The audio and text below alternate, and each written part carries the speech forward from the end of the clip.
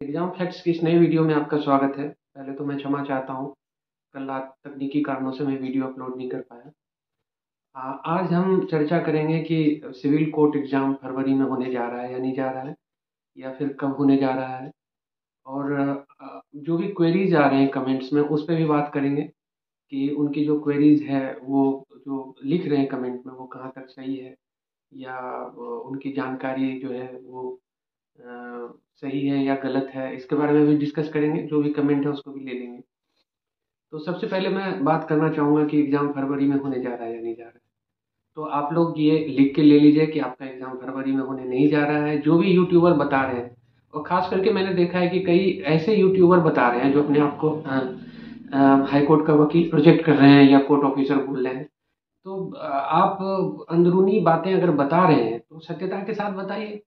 और ये कहीं से अभी स्पष्ट नहीं है कि फरवरी में एग्ज़ाम होने जा रहा है। स्पष्ट क्या, बिल्कुल ये गलत है कि एग्ज़ाम फरवरी में नहीं होने जा रहा है। पहले आप कहते हैं कि जनवरी के लास्ट में होगा, फिर कहते हैं फरवरी के लास्ट में होगा, फिर अब अगले महीने कहिएगा कि मार्च के लास्ट में होगा। तो आप जो है बच्चों को सही जानकारी दीजिए। अगर आपके पास नहीं है तो बताइए कि अभी कोई खबर नहीं आई है, जब जैसे ही आएगी मैं बताऊँगा।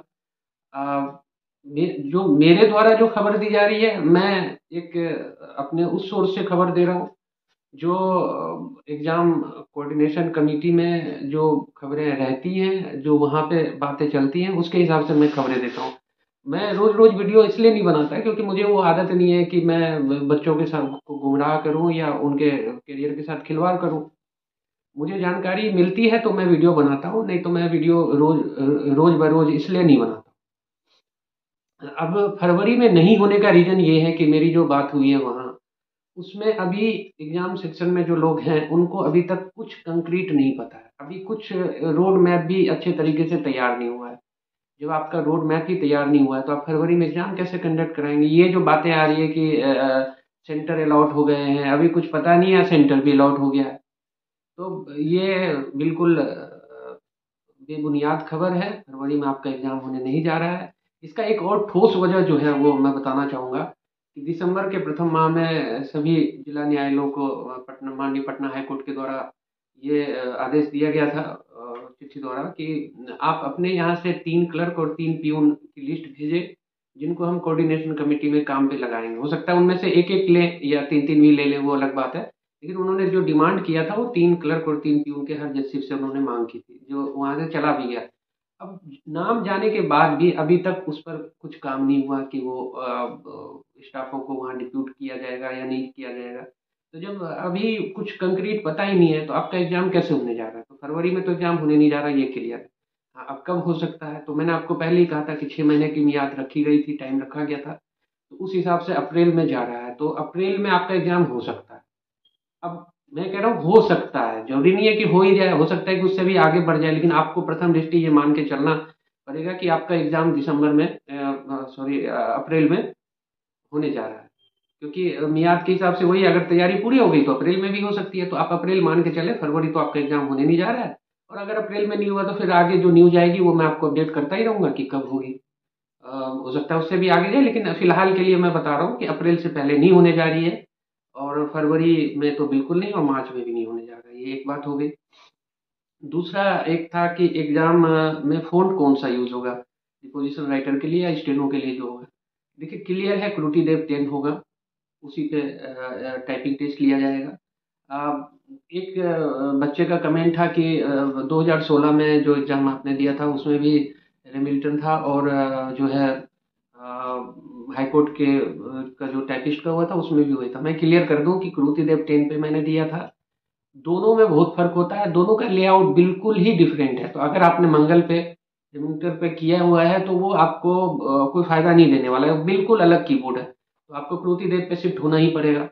और अगर आपने क्रूटीदेव पे किया है तो उसी पे प्रैक्टिस करते रहिए, आप उसमें ना जाइए। ये भ्रामक खबरें हैं जो फैलाई जा रही है, इस पे आपको नहीं जाना है। जब मैं खुद बता रहा हूँ आपको तो फिर आपको ये चिंता करने की बात ही नहीं है कि उस पे होगा या उस पे होगा। नोटिस पे क्या लिखा था उस पे ना जाइए। नोटिस पे जो लिखा था वो पूरा सिलेबस चेंज हो गया था डिपोजिशन राइटर के लिए। जिस नोटिस को आप पढ़ रहे हैं वो पूरा सिलेबस चेंज हुआ था। एग्ज़ाम एक बार कैंसल हुआ था क्योंकि उनकी तकनीकी दिक्कत आ गई थी, तो एग्ज़ाम भी एक बार कैंसल हुआ था।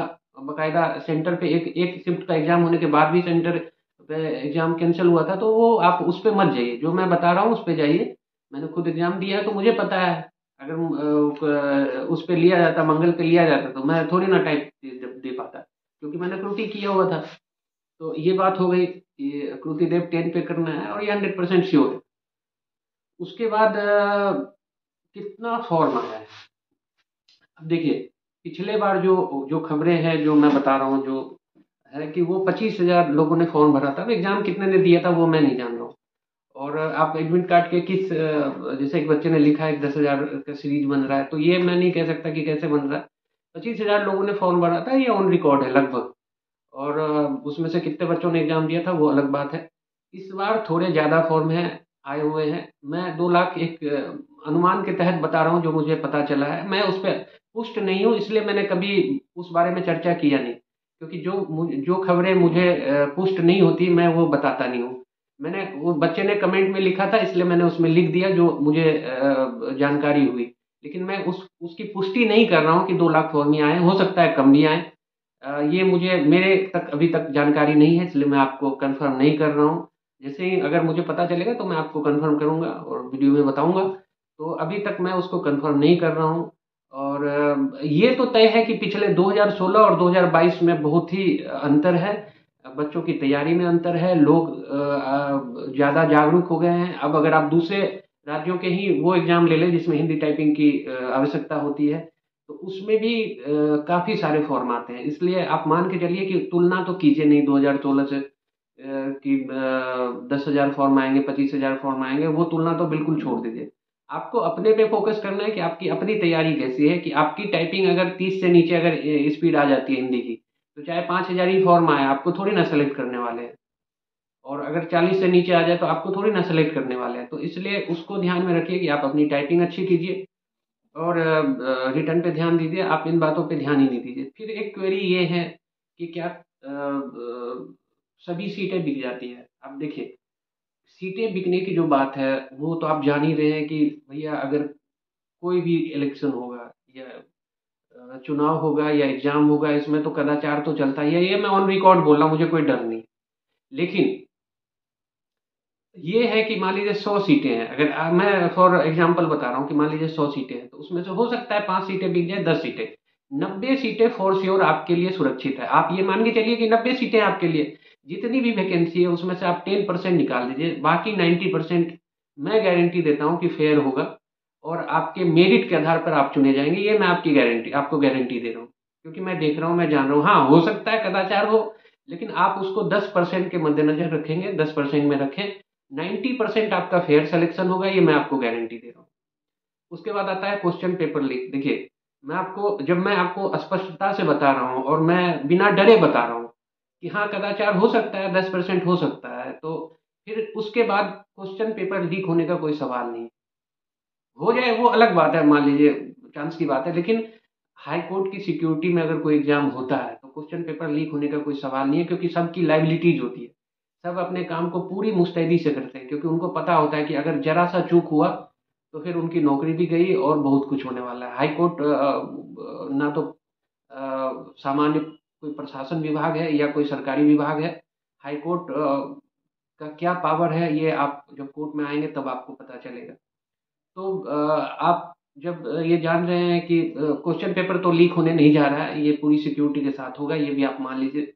और कदाचार भी मैं बता रहा हूँ कि अगर कहीं से कोई कदाचार होती है तो 10% से ज़्यादा जो है आपकी सीटें किसी कदाचार के तहत नहीं आएंगी। 90% सीटें सुरक्षित रहेंगी जो आपको लेनी है, जिनमें से एक सीट लेनी है। तो आप ये मान के चलिए कि 90% सीटें हैं आपके लिए। उसके बाद जो मार्केट में जो लोग बैठे हुए हैं कि मैं करा दूंगा पैसा लेके, यकीन मानिए कि उनमें से 99%, ये 99.99% जो है वो फर्जी लोग हैं, जो आपके पैसे का दुरुपयोग करेंगे। पैसे ले लेंगे, फिर आप उनसे अपनी नियुक्ति करवाते रहिएगा। वो बिल्कुल फर्जी लोग हैं, उनके चक्कर में ना पड़िएगा। और वो यहाँ तक कि फर्जी नियुक्ति पत्र भी आपको देंगे। मैं रोज कोर्ट में ऐसा देख रहा हूँ, कई लोग तो ज्वाइन करने आ जाते हैं फर्जी नियुक्ति पत्र पे, जब वैकेंसी आई हुई नहीं होती है तब वो आ जाते हैं। तो अभी तो इतनी सारी वैकेंसी आई है तो मार्केट में बहुत सारे ऐसे ठग जो हैं घूम रहे हैं। तो उन बातों में आपको नहीं पड़ना है। यहाँ पे कोई ऐसा आपको जो कह रहा है कि हाँ मैं पैसे से करवा दूंगा, 99.99 जो है वो फर्जी लोग। तो यही कमेंट है। और व्हाट्सएप ग्रुप के लिए मैं बता दूं कि मैं व्हाट्सएप ग्रुप भी बना दूंगा।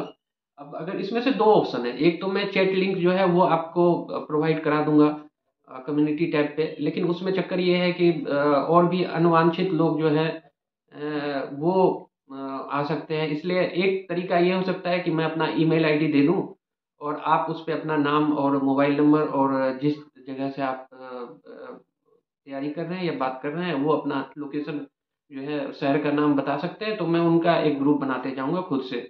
या फिर आप बोलेंगे तो मैं एक व्हाट्सएप चैट ओपन जो है वो लिंक जो है वो दे दूंगा। और आप उस पर कोई भी जुड़ जाएगा, तो दोनों में से कौन सा सही होगा आप कमेंट बॉक्स में लिखिएगा। मैं उस हिसाब से वो बना दूंगा जल्द से जल्द। जितनी जल्दी आप कमेंट करेंगे उतनी जल्दी मैं आपको बना दूंगा। और अभी तक के लिए तो यही जानकारी थी। और फिर आगे जैसे ही कोई नई जानकारी मिलती है मैं तुरंत आऊँगा। और अब वीडियो मैं रेगुलर बेस पे बनाऊँगा। और क्या सिलेबस के साथ मैं उसको पढ़ाने वाला भी हूँ कि क्या कंक्रीट पढ़ें आप, जो एकदम बिल्कुल आप सेलेक्ट होने की आपकी जो है संभावना बढ़ती जाए। तो इस पे भी मैं बात करूँगा और इसके लिए भी मैं